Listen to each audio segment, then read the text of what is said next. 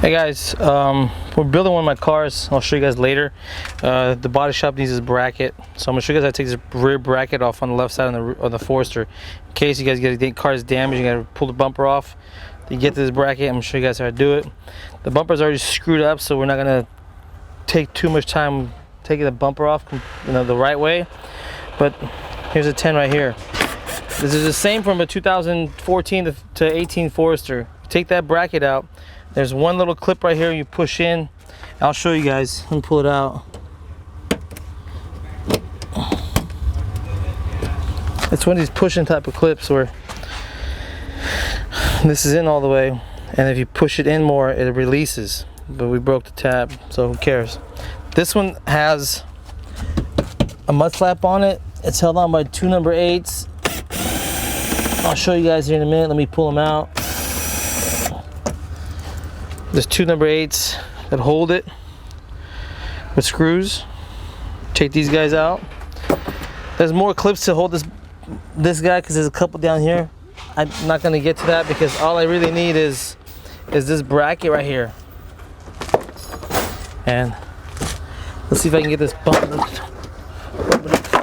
to come down enough so I can get to it, because realistically the bumper is completely chewed on the other side.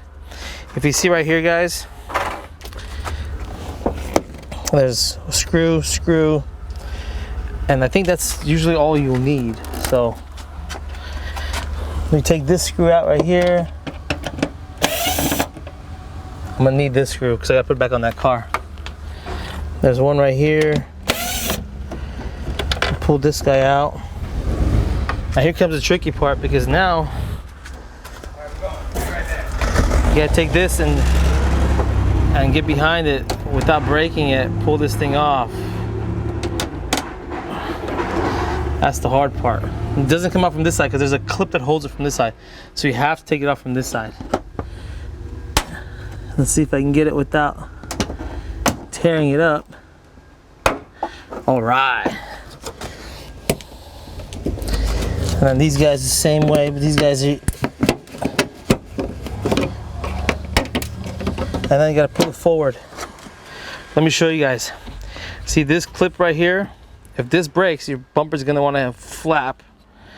So this guy, luckily didn't break it. So if you peel it from this side, you would've broke this, and then this piece becomes useless. This is the piece we need. I'm happy I saved it. They said we're missing this piece in the bumper too. This is gonna be hard to pull.